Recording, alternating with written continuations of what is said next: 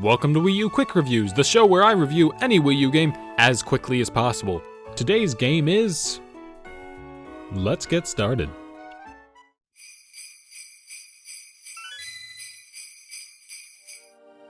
In 2012, DreamWorks released a semi-Christmas film called The Rise of the Guardians, in which protectors of the Earth, Santa Claus, the Easter Bunny, the Tooth Fairy, the Sandman, and Jack Frost band together against the Boogeyman, aka, Pitch.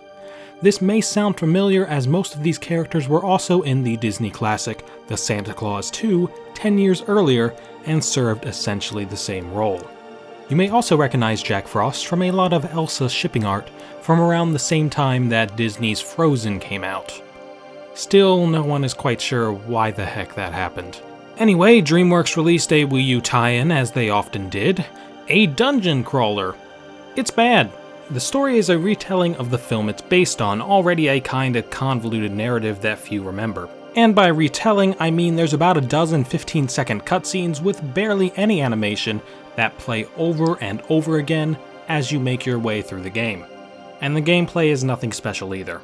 A proper dungeon crawler needs fun and varied characters to play as, lots of satisfying attacks to dispatch enemies with, and detailed locales with plenty to explore. This title fails on all three counts. Dispatching enemies feels monotonous, you're just mashing buttons at a bunch of shadow creatures with no real feedback. Each character only gets 3 unique attacks, and everything is so easy to defeat, it's not worth your time to use them anyway. The 5 worlds, each based on a realm that one of the Guardians came from, don't offer much unique stuff to see and do. There's treasure chests absolutely everywhere, patches of enemies to defeat, and the odd person to defend from a horde. But they're all just stamped on the Wii U gamepad's map, and they're just sort of lying there. It doesn't feel like you earned them at all. You can also save the caged up friends of the Guardians by beating up more enemies. The game doesn't really do a good job at communicating your core objective, but as far as I've gathered, in each world you have a certain number of collectibles to find, people to save, and hordes of enemies to defeat. You're encouraged to do all of them, but to finish the game you really only need to do them until a portal to the big bad Shadow Man Pitch inexplicably shows up. As far as I can tell, it's directly tied to the meter in the corner that fills as you do stuff. One ridiculously simple boss fight later, you can move to the next world and start searching for the next portal. Fight him in every world and you get one final boss fight, which is just the same fight you did 5 times already, and that's it, that's the end of the game. The game just boils down to beat enemies, save some people by beating enemies, collect things. All the way through, and neither of those things are fun to do here. Not to mention it looks and runs absolutely awful. My eyes are worse off for having witnessed this. Things are not shaping up great for this title moving into the pros and cons. It does have one great thing that no other game can offer.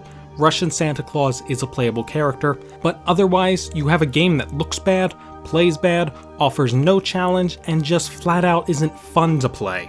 Even the licensed content can't save it. This franchise is pretty much irrelevant at this point, and you'd probably be better off just spending your time watching the movie. The drop-in multiplayer would usually be a positive in most games, but here it means subjecting a friend to an awful experience. They will not be your friend afterwards. This one ain't coming to the Switch. The franchise is flat out dead. It doesn't even have a Netflix original series like DreamWorks' other dead franchises. It can be played on basically every 7th gen console though. There's a Wii, PS3, Xbox 360, and DS release. Definitely not the game to buy a Wii U for, even if you're the biggest Rise of the Guardians fan ever. The game rounds itself off with some extra minigames. I don't know why anyone would want to play these, they have the same flaws as the main game. There's also some animation stills and concept art to look through. Yep, this picture definitely made it all worth it. Overall, The Rise of the Guardians is a licensed disaster. There are other games that do the dungeon crawler genre way better, and this one offers absolutely nothing of value. Avoid it at all costs.